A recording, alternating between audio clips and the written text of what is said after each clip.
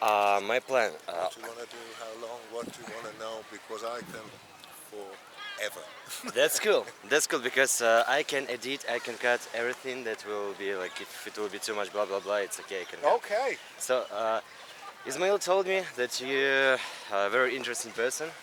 That you have very nice. let's just roll then. Let's Huh? just roll. Let's just roll. Yeah, yeah. Just roll. Yeah, just Yeah. roll. Yeah, yeah. Le- You can edit like I say. I'm full comfortable anyway. I'm more thinking of you and everybody else. I'm no problem for honesty. Yeah. By the way, bro, like I say, everything on the table. Anything you want to ask. No problem. No problem. Just want to know more about you. Where are you from? I'm from UK. My natural father, African, Nigerian, my mother, English.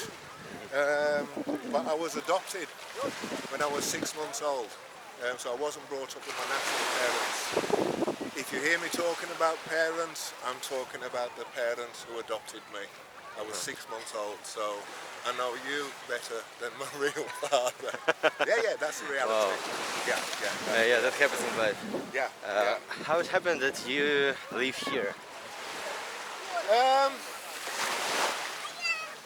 Right, I've been away from UK for a long time. You know, I've been here 4 years now, nearly 5 years. I was India for 8 years, Wow. Egypt for 10 years, Peru, Venezuela. Okay, long story short, I was living in India. My mother was sick in the UK. I went back to England to take care of her. When she died, to fulfill a promise to her, I came to Thailand. Wow. It was she told you to come here, yeah? Why? I used to have very... Why you gave her the promise to come here? These are implants. Implants. She wanted me to fix my teeth before she died. I said, no, let's look after you first. You're priority. Of course, She said, of course. okay, when I die, the first thing you do is fix your teeth. Promise. So I promise. So I was going to go back to India, where I was living. Good dental price, cheap. But got many friends who said, no, come to Thailand. I'd never been here before. So why not? Yeah, why not? And yeah, 4 years later, I'm still here. If you will compare all these countries, where you like to live more? India, India. India. Why India? 100% India. Just the mix of people there, of all levels of class, race, culture, wealth, every mix of people, and the freeness. You know, I'm an anarchist. I don't believe in laws, but that doesn't mean I run around robbing banks and killing people and that. Yeah. Most people who, you know, do believe in laws do that. It's Yeah. up to me if I want to do that. And I just found myself, if I'm in developing countries where there's less enforced law, Yeah. the law is up to the people to, you know, community spirit, you might say, where people have to live quite well together. And I think in general most people do, if they're left to it. If you think of what we call a developed country with a city, you've got every law you can imagine and every crime to go with it. An imprisonment, an oppression, control, whatever. Yeah. Let's go to a country village in the same country. The same laws, but there's not much enforcement. The police station might close at 4 o'clock. It's not open on the weekend. No CCTV, but they don't all stab, rob, and why? You could say that's anarchy. Yeah, you don't need, it's up to you. So, developing countries, and in India, I particularly feel this anarchy, that people behave reasonably well, because that's the best thing to do. And you don't really need, if you need telling that, well, the only reason I think that you do bad things is because the threat of the law, there's something wrong with you. You shouldn't want to do them things in the first place. Yeah. It shouldn't be the law. It should be from yourself. From yourself. Yeah. Not under threat. For hell. Yeah. It's the Not for same hell, belief, not for hell. not for heaven, not for Exactly. someone Or prison who will or- punish you. Yeah, you Just should. from inside. Yeah. so, yeah, that's what I feel that in India. But here at the moment, you know, for training jiu-jitsu, teach children now, beginners. Jiu-jitsu? Yeah, yeah. Oh, nice. How old are they? I range from 3, 4, 5 years old, 11, 12 year old, absolute beginner adults. I'm only doing 3 or 4 years myself, you know, so levels of who I can teach. Yeah, yeah, yeah. And really at my age, I love to teach. I love to help people. You know, I'm not looking to be a fighter. Yeah. Yeah. You like to give something to people. Yeah, I love to help people. You know, I've been in the gym. The family that adopted me, they were famous for cycling, not cycle racing, cycle touring. You know, every Sunday morning you meet with the local club and you ride out to usually a historic site, have lunch, ride back. Holidays, all my holidays were spent cycling all over England, all over Europe, France, Italy, Spain, blah, blah, blah. I'll see how to compare with. And then I started when I was 15. I used to race, and I said my family, my grandfather was founding member of the British Cycling Touring Club. He started this.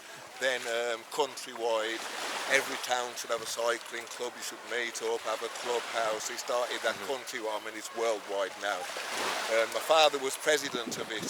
I was brought up cycling. That was my life. When I was 15, they said, go to the gym and lift weights for your legs. Why exactly for legs? For to complement the cycling. For cycling. Yeah, yeah. I'd never been to a gym in my life, you know. I went into the gym, saw all these big, strong guys.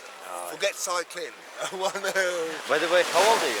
I'm nearly 60 now. Nearly 60? Nearly 60. Okay, yeah. I'll just show you on the camera. Like, wow, good, good. Yeah, so I started lifting weights for my legs and just completely finished with cycling. Started weightlifting, bodybuilding, powerlifting, Olympic lifting. Even this, okay. You know, and I've never taken steroids. I'm not against them. I take recreational drugs, you know, of all different kinds. So back in the day, I studied nutrition and you know how the body works and everything. That was the only route. Which way is better for you, the sun? Just like this is what we go. That was the only route to doing what I wanted to do, and it's just been a lifestyle. You know. The training, it gets me up in the morning, prepare me food, I'm thinking positively, it's just a lifestyle. And I'm a big preacher really of lifestyle. You know, if you think training, you're only going to spend 2, 3, 4 hours a day training, 5, 6 days a week, 20, 30 hours, there's 168 hours in the week. Yeah. And if all your focus is on what you're going to do in the gym and what about the rest? You know, which is your life, which is the bigger thing. You live a life, you don't live a gym. You don't live the gym, you don't live your work. Yeah. Yeah, and you know, in essence, the gym is very damaging to your body and the mental stress, but it's a bit like it's a catalyst which you can use to further things. So I look at the gym, you know, it's going to break my body down physically, it's going to be a mental stress. So after that, the recovery process, not only the physical, but the mental, so you've got your nutrition, then you've got maybe the meditation and stuff, your positive thinking, visualization, your sleep. Your recovery is the much bigger part of your life. Well, it is your life, like I say, your life is very minimal in the gym. It's a bit like, I suppose, you're building a house and all your focus is on a window or the shelf. Yeah. My philosophy was, let's get a foundation, walls and a roof solid first. So what is your foundation, your walls, your roofs? Just basic, good food, lots of rest, a little bit of exercise. If we're talking kind of bodybuilding mode for growth, I call it treat yourself like a baby. Baby mode. You know, he's going to suck his mother's milk, he relax for a couple of hours, suck some more milk. So eat, He do exercise, little bits, sleep. exercise, sleep, and he grow like fuck. Yeah. Watch him from 3 months old, 6 months. He just eats, sleeps, drinks It's exactly all the the time. same for us adults. And anyone out there, if you want to get big and muscly, treat yourself like a fucking baby. Oh, Baby mode. Scream and cry if you don't get your food every 2.5 hours. Yeah. Get your rest, loads of sleep, little bit of exercise, and your body, your lifestyle will force your body to grow. The gym won't force it to grow. Yeah. The lifestyle will. okay. It's. What if you want to just live longer, be healthier? You don't want to be a power lifter. You just want to be strong and healthy. What is better to do? To be honest with you, I'm just beginning to train with that in mind in this last couple of years. Because physically now, you know what I mean, I've dislocated both shoulders, broken one, C3 vertebrae fractured, my lower back don't even talk about. You know, so I do want to be able to train and live a functional physical life for the rest of my life. I want to be able to bend over and sit down and sleep reasonably well and blah de blah. Yeah, that's basis. My approach to training in the past, where it was all about maximising your results, either in strength or in fitness or in, when you think bodybuilding, as your aesthetic look. Now the focus has shifted more on, I want to be doing this forever, longevity. So I suppose overall you end up doing less, which is a very difficult philosophy for somebody who always kind of prided himself on doing more than anybody else. But it does really seem to that less in the long run does Less equate but longer. to more. Well, it equates to more. Let's just say something really basic and specific, like oh look. Fucking incredible. Adam. Hey, nice to meet How you you. doing, brother? You okay? Alex, I'm okay. Alex. We have an interview. We're doing with the this guy. interview here live on Harn Beach, and we walked into ex-fighter, real fighter, army fighter, para, no bullshit fucking SAS bollocks, real fighter, jiu-jitsu partner.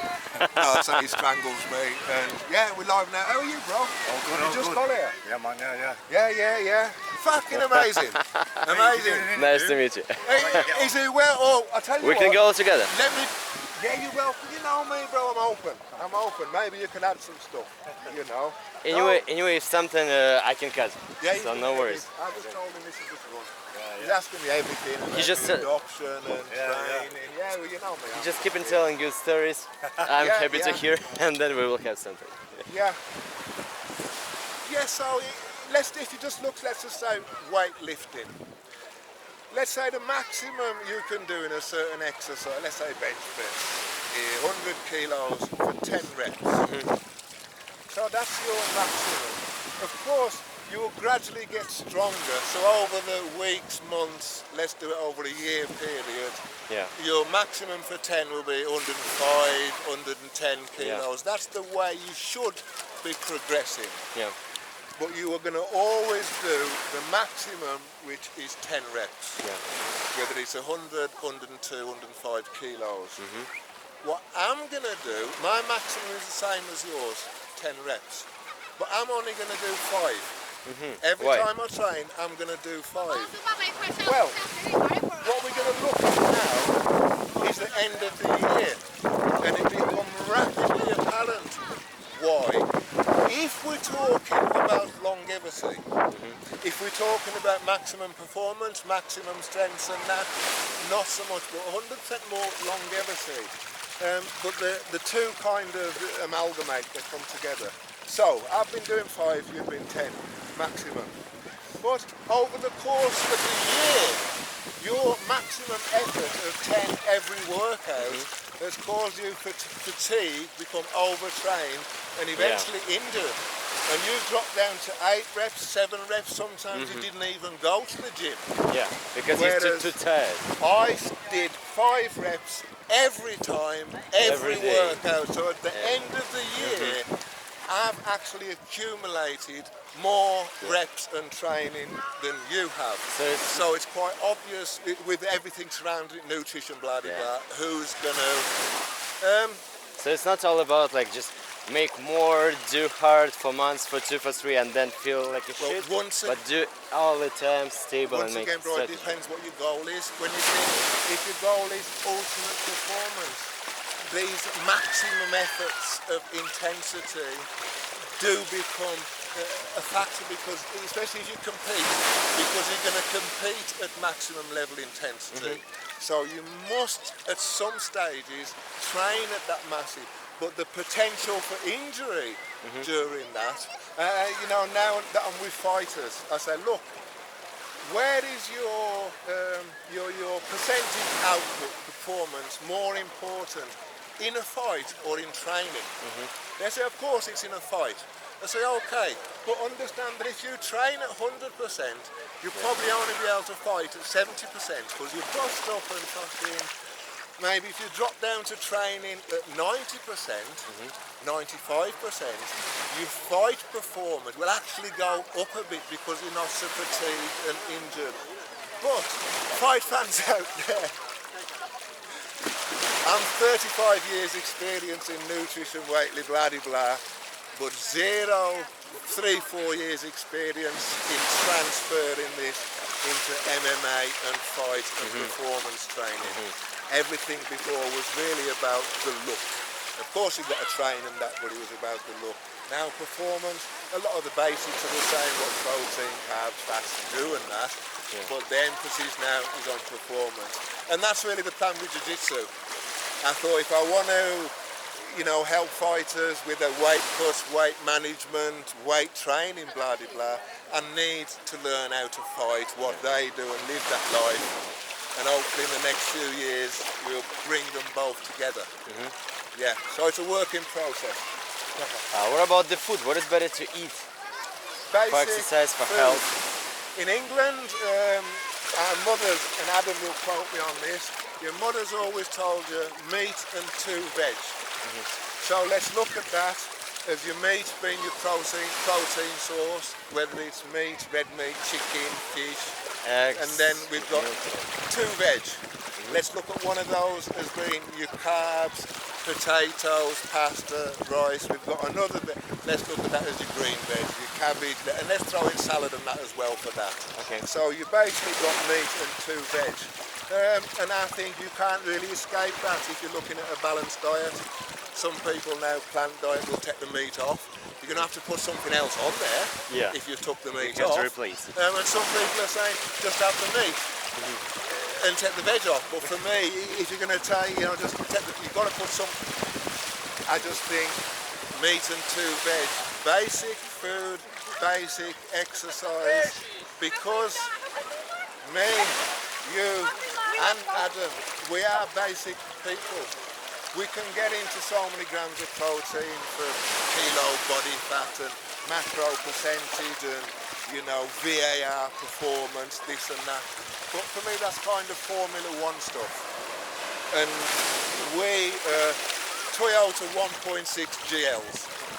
We can put Formula 1 stripes and wheels and mirrors on. It ain't really going to improve your performance. It'll probably cost you a lot of money and twist your fucking mind. Yeah. You know, so let's treat ourselves like what we are. We're not champions, we're not competing at elite level. So basic food, basic exercise, basic lifestyle. Have fun, enjoy it. What is better, proteins, more proteins or more fruits? It depends what you want to do. If you want to train, if you want to improve, but you're not professional fighter, you're just regular guy who trains, who want to be better than he is. So when you think your protein is largely responsible for recovery, and if there's enough of it, or your body is stimulated in that way, to grow. But you can eat as much protein as you want. If you don't provide the resistance, it becomes a mute cause. And once again, if your goal is to lose fat, then going, so Like casein, for example. what's the best thing to eat? It depends what you want to do. Okay. If you want to be a champion, if you want to put muscle on and lose fat, we're going to eat and exercise this way. If you want to be a marathon runner, we're going to obviously train and eat that way. An MMA fighter, they're all, specific on what your goal is. Your training and food will dictate that. So your food a lot more than the training. Once again, I think the training is like a catalyst that you can use for further events. What do you think about testosterone, about pills and something else that can improve your power for I medicine? grew up in a time where not only was there like a massive stigma against taking steroids, they were difficult to get, But now it's easy to get. Yeah, And now it's cheap. I can only speak, of my own. I never took a steroid. I took everything, but, and I think if anyone is honest about performance-enhancing drugs, or I'm going to say protein powders, fucking the lot, whey protein the lot. I think if anyone's on it, which is difficult when it comes to the drugs. Most people are thoroughly dishonest when they talk about the drug use.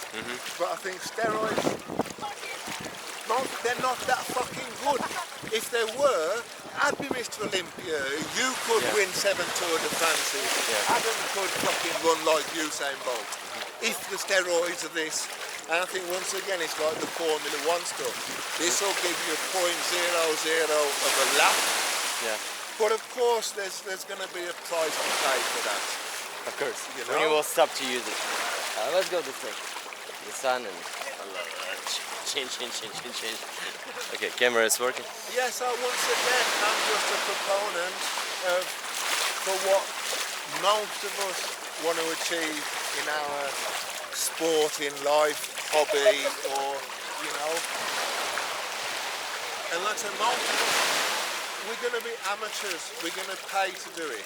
We're never going to be in a position where we get paid to do it, never mind the successful champions or whatever. Yeah, we're just doing it for ourselves. You could say for the right reasons, if you think of martial arts, So once again, just basic, good, clean food, 4, 5, 6 times a day with your training, whatever. And like I say, depending on your goal, you need to adjust your diet or your training.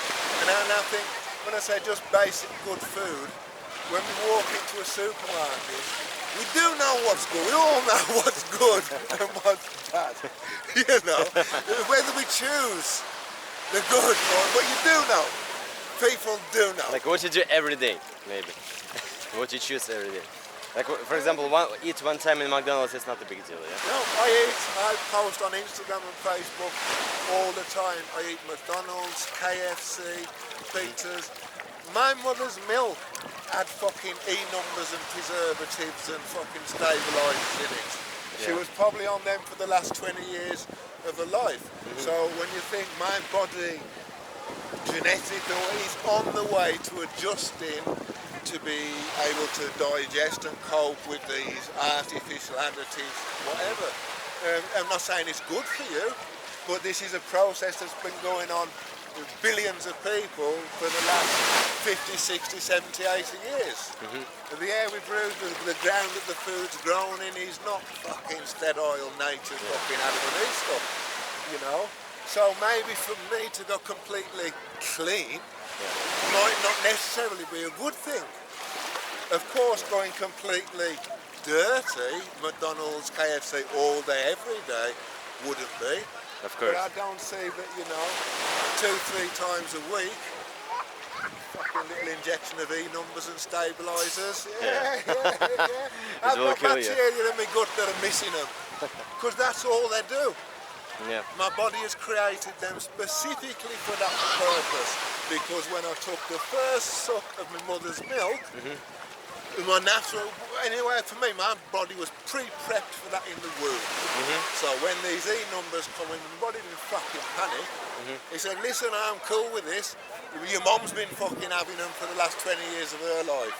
Her grandmother wasn't. Yeah. Different then. But that's But what will happen in a few generations? Well, exactly. Well, when you think maybe we will go forwards to a time when you just eat a micronutrient pill. You don't actually have to eat food. Yeah. But of Possible. course, this is something which maybe you couldn't have given to a caveman because his digestive system. But you can give to ours- a person that will be in the future. Yeah, because we've been maybe prepped and trained for that with E-number stabilisers and chemicals. So when we pop this fucking micro, it won't be. But it's also a weakness, because if it will happen, for example, if you will stay somewhere outside of civilization for a few days, you won't be able to eat that, for example. But when you think, bro, that's when you think that process has been going on from day one. When you think some people argue that original people only ate vegetables. But let's say you're in your jungle or your forest where there is loads of vegetables, but eventually your food source, if that is the only one, starts coming to an end. So you've got to think, right, we need to find another food source, vegetables. There's another jungle over there. Well, you wouldn't know that, so you start walking or travelling, and these You'll just these eat are wherever you thousands of find. years.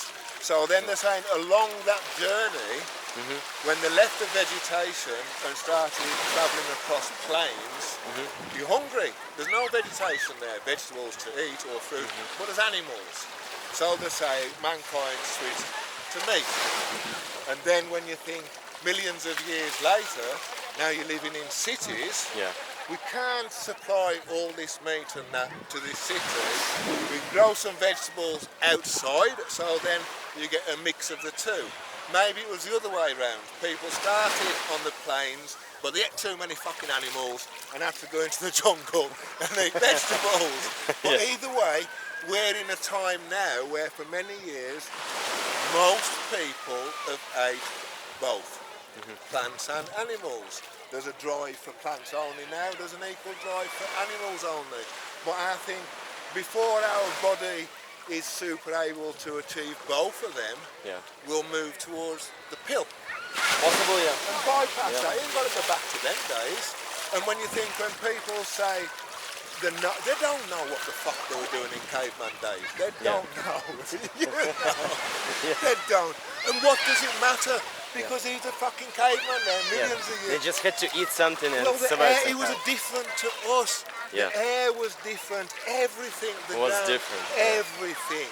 You know, so as much as a modern man might think, listen, it'd be a good idea to go and live in a cave and eat a fucking bit of beef that only walks around in the jungle. That jungle's fucking changed. It's full of all kinds of shit that it wasn't millions of years ago. So we are, and I'm kind of reluctant to move this way because I think them caveman days would be boss. That's where it's at. I'm an anarchist, man. Total freedom. You want to fucking walk around with your club? There's a nice bit. And you, just fuck off. What's more, honest. That's position, I like this also. Yeah, and you'd all know that.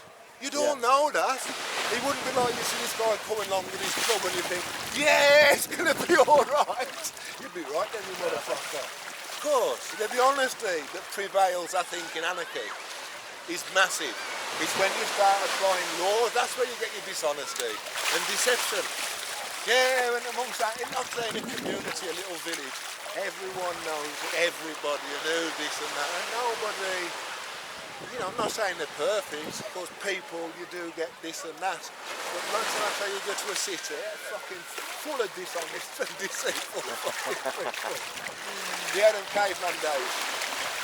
You told you like India mostly because of the freedom.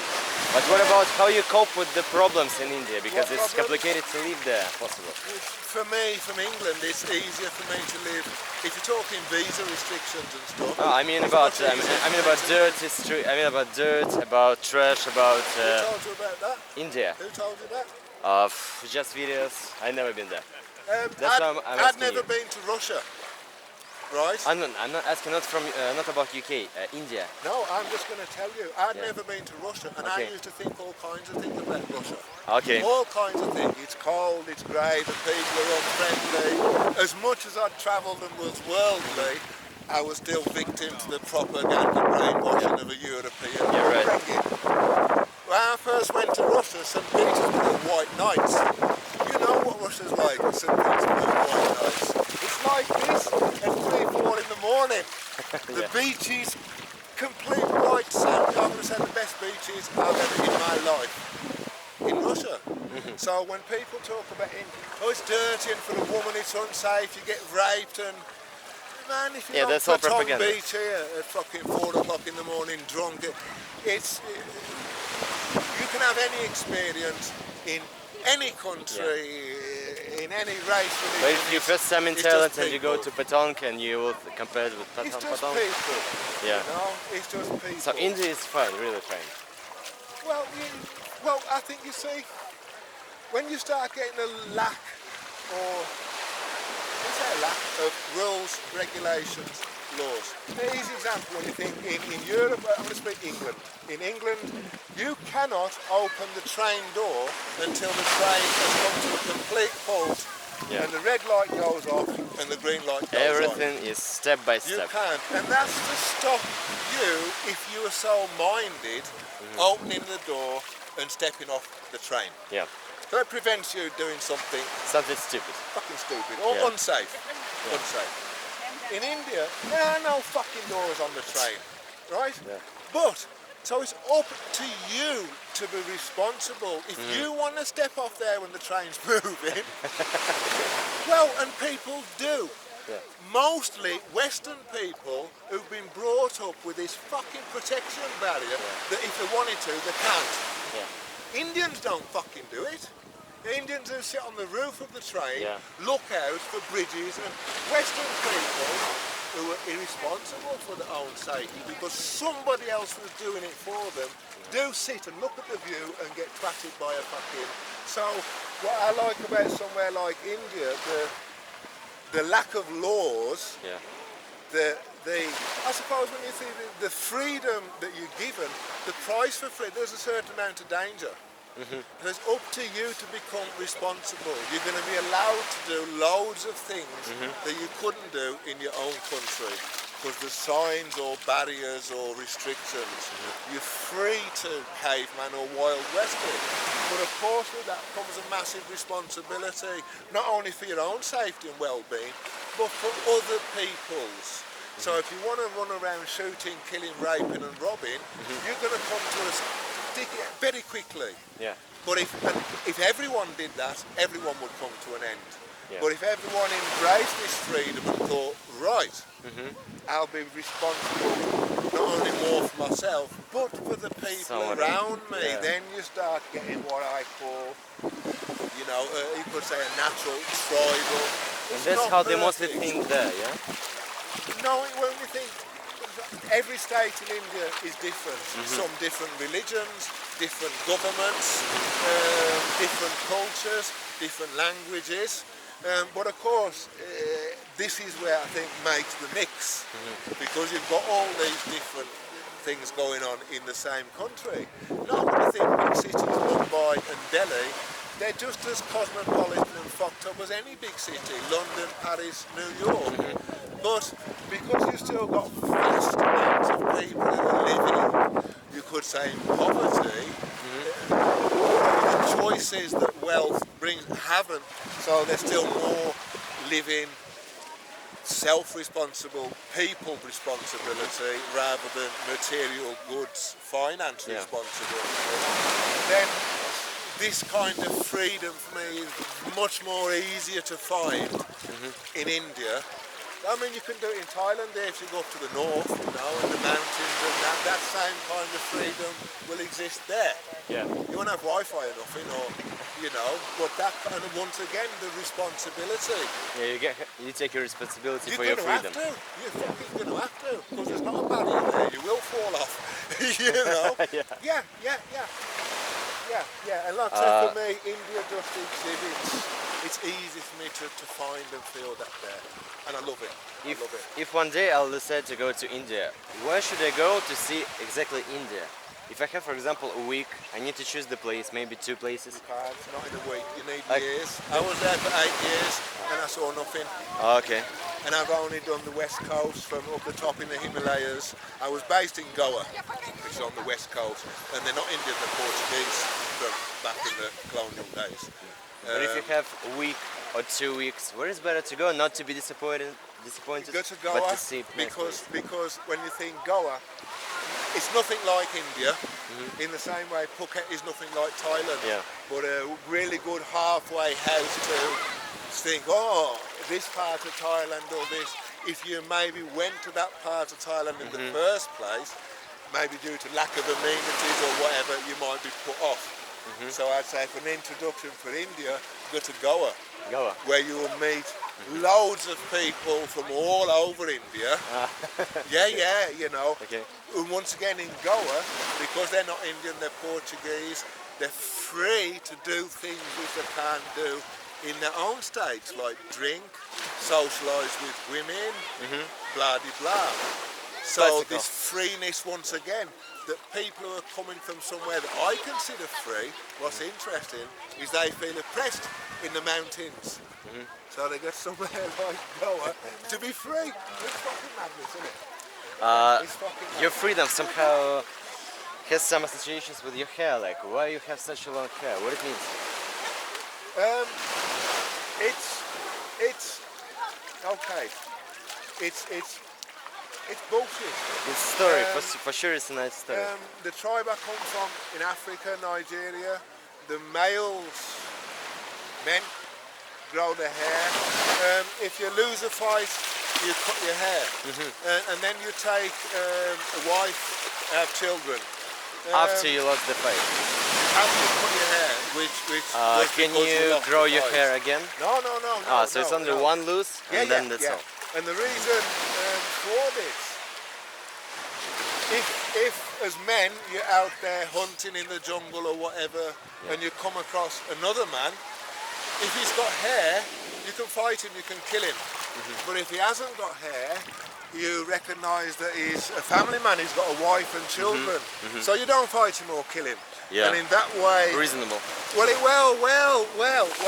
when you think in that way, the tribe retains its integrity, families don't lose their husband, you know, father, the male figure of the family. But same with anything, if you talk about the plants, that was a good idea then. Yeah, that was a good idea, yes. No. Sounds reasonable. Well, a good idea then. Yeah. You fast forward decades now, Yeah. the tribes have been at peace for decades. So you've got loads of men with hair that have never had a fight to fucking lose one. And you've got loads of women who've got no man and no children. So the exact opposite is happening. It's not bringing and maintaining the tribe, it's causing it 100% to gradually disappear. Oh yeah. So the young kids now, different mentality, different. They sneak into the jungle at night, get a rock, bash themselves up, come back into the village. Like, I lost a fight, cut the hair. Now they're fucking, you know. So they even have no fuck before. You can't until you lose a fight. You can't take a woman. Wow. You can't. You can't. You know. But once again, when you think all this tradition is good then, not good now. Yeah. You talk to Muay Thai, you know, young kid now, his father say, do Muay Thai. Why? Tradition. I want to do MMA. Make some money. No, Muay Thai. Because it's traditional. When the child grow up, maybe not his street, and let his child do. If you can look when you think tradition, peer pressure from dead people. Because you're trying to say that I should do something now that you did, but you're fucking dead now, and that was years ago. That's right. I can't disagree with you. Yeah. It's but that's just life, you know. But that's the hair. That's the hair. Where do you see? You know Dana White, the UFC owner of the UFC? No, I don't know. UFC Ultimate Fighting Championship? Yeah, of course, Fighting. yeah. The owner, Dana White, American guy. Just after when you know they bought the company, they sold the company for 4-something billion. He earned 400 million, so he came here on his private yacht and came to AKA where we train him. And I was just fucking amazing, Toyota on the back, but he's there with his kids and that, and he just earned 400 million on the back. And I can hear his kids saying, Dad, look at that guy's hair, look at that man's hair. So he come over and he's like, hey dude, you know, American, like, he's asking about my hair, and I told him this. Yeah. Wow, he said, so fucking all these years, he said, you've never lost a fight. He said, you come and fight for the UFC. I said, Come and lose. You're asking me if I can come and fight for the UFC. You are the UFC. Do you know what I mean? He said, you've never had a fight. He said, how many fights? I said, one. So, do you want to lose your fight? I know. No, I never lose, man. You Jiu-Jitsu champion, man. So you will never lose your from fight? the heart. You'll never. No, but the price to pay. No sex. No children. You still had no sex? Yeah. Oh, that sounds like I don't know, like a unicorn. Well, with anything, when you think there's opposites. Yeah. How we're talking about before with you poverty leading to a lack of choices. Yeah. But your choices that you make in poverty are usually good choices, good for you. Yeah. With wealth comes more choices, but a lot of them choices you make might be bad for you. Yeah. So you can't have one without the other. The same way you can't have night without day. And when you think with any traditional philosophy, belief, anything, if you're going to say this and have consequences or rules or whatever, then obviously there's going to be other. It's like, you know, wanting to train and get big muscles but not wanting to be sore. You can't have one without the other. Yeah. And really, I think the only problem with most Western people is they want one without the other, and that's impossible. It's like wanting a night without a fucking day. You can't have a happy without a sad, or a peace without a war. Yeah, you know, they're just opposites. I'm not saying I agree with them, but it is the way it is. That's been bred into us, that culture. Yeah. Steroids, for example. Yeah. Fixes. Yeah. And that's coming to every walk of life now. Yeah. No exercise without pain. Yeah. Buy a new car without finance. Yeah. It's false. Everything, It's false. And eventually it will come tumbling down, you know. But that is the way it is. You know. And for us here, what can you do about that? You know, I can only really do what I can do about me. I can't really do about him or about me. Well, when I say I can't, when you think, if I make myself the best person possible, then I can maybe do something for him. But if I don't concentrate on making myself the best person, then it's impossible for me to do something for him. So when you think it is kind of, it's once again a Western philosophy that you might have to ditch. Selfishness. You know, I met an old guy on the beach, 80-something, Frederick. He's one of them characters. On his 80th birthday, he did his 1,000th scuba dive. He's one of them kind of guys, right, on his 80th birthday. But long story short, he's been here 25-something years. Many years ago, his Thai gardener killed his father and got life in prison in Thailand. And for 14 years, every few months, they go and visit him, take him some money, some clothes, some this and that. You know, and I'm like, fucking hell, that's a nice thing to do for him, and I bet he really values that in prison, blah, blah, blah. He said, I don't do it for him. Makes me feel good. Yeah. It's that philosophy, Yeah, it's difficult. They're looking for a chance to make something good to have more for themselves.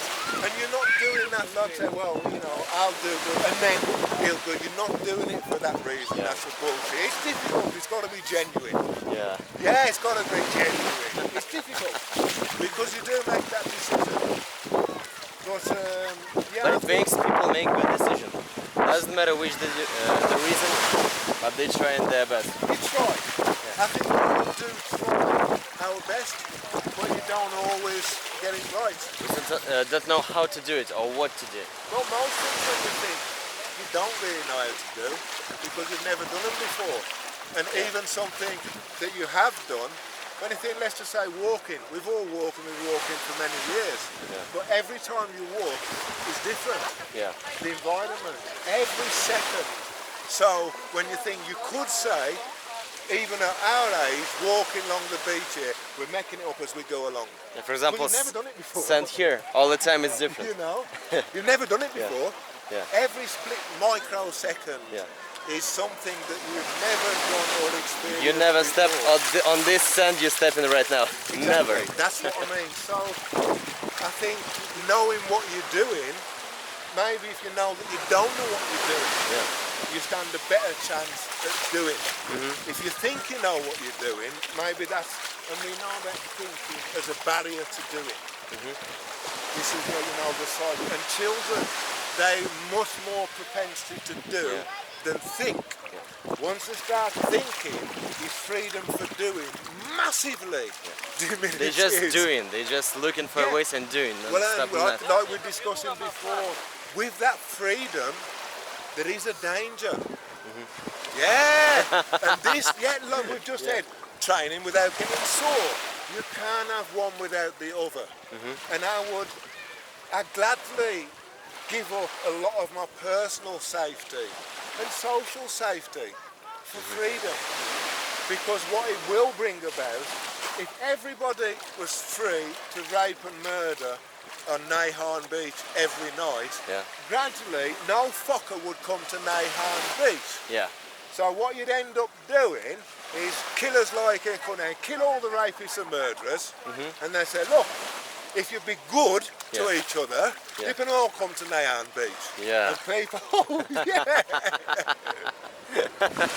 Yeah. And you won't be killed, and maybe your girl won't be killed. Exactly. Maybe you will be Yeah. safe here. Yeah. Yeah, so let's create Yeah. that. And of course you will get some people who want to take advantage of that freeness and rape and murder. And hopefully he'll meet whatever end in exactly the same way as a kid who thinks, I'll just run into that substance there. He don't know it's water and he can drown. He just wants. I don't think it is the thing, there's nothing, I don't think that's the beauty. And Indians have a philosophy about this, you see. In India they say, right, you're born with this freedom, but it gradually gets taken away from you. You become responsible, especially when you have children. You're very responsible for somebody who can't be responsible. And if you don't exert a bit of responsibility, you end up without a kid because he'll be dead, right? Yeah. But what they say is when you start getting into like the middle of your life, your 40s, 50s, your responsibilities for your child start dwindling. Because he's responsible for himself. Yeah. So what they do in some of the states, you'll move from the village where you lived, where you grew up your children, you'll move into another kind of village, more of a settlement, where there's people of your own age, and what you'll start to do is exhibit the freedom that you had before the responsibility. Shed your responsibility. In a way, go back to being like a child, but you've got abilities now. I can cook, maintain a house and this and that, but be free. And I think, you know, like I say, I'm in the second half of my life as well. They talk a lot about make all your fuck-ups, do all the bad shit in the first half of your life. In the second half, balance, good. And where would you want the best half of your life? For me, I want it ahead of me, not behind me. You know? Yeah, that's why another India. There's so many things that were introduced to my way of thinking in India.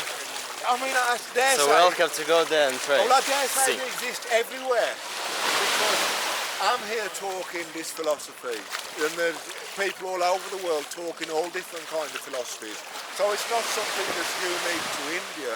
It was just something that I really experienced and felt comfortable with in India. Yeah. The last and the most important question. What is the most important thing in life, from your opinion? Not to give a fuck. No, have to give a fuck what anybody else thinks. Do what you want to do. Be ruthlessly selfish in making yourself the best possible person that you can be. Make yourself what you'd want everybody else to be in an ideal world, but understand that that's totally unrealistic and will not happen. You know, your ideal world, any ideal world, utopia, it's impossible. Impossible. It's impossible. Because we need the opposites. We can't have the same. The only reason when you think that we can experience this as a nice day is because we've experienced a fucking freezing cold storm, a shit day. So it becomes necessary. It doesn't mean it's right or wrong. For me, there is no universal or divine right or wrong. It's necessary for us to have war to be able to experience peace. In the same way, it's necessary for us to be able to experience hate. To feel, to experience love. Love, exactly. Yeah. Night, day, hot, cold, Yeah. good, bad, black, white.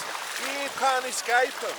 And I think if you try to escape one, right, all I want is happy, sunny days and that. Yeah. For sure, one guaranteed way of pushing you towards the opposite. Opposite side. Yeah. Yeah. But I haven't always thought like this. Oh man, that's cool. I'm so happy to meet you. Yeah. Fantastic interview. Yeah, Easy yeah. going. You're telling very interesting things. I'm very happy to meet you. No, cool. Okay then, Alex, right. Make your move. Yeah. And I'll, me and me go here. Yeah, yeah. Thank you very much. Bye-bye. You made my day. Ciao, привет, whatever. Давай, давай, пока-пока. Okay. Nice to meet you, brother. See you. Yeah, we're all right. Come on. Ну что, это было легкое интервью, вообще прошло отлично, мне кажется. Замечательный собеседник. Я надеюсь, что ты выдержал эти 50 минут, потому что вряд ли я буду все это обрезать. Не видел смысла как-то особо влезать в разговор, в принципе, ну в плане особо сильно много вмешиваться, потому что человек реально рассказывал интересные вещи. Поэтому спасибо за просмотр, оставляйте лайки, комментарии, все такое. Пока!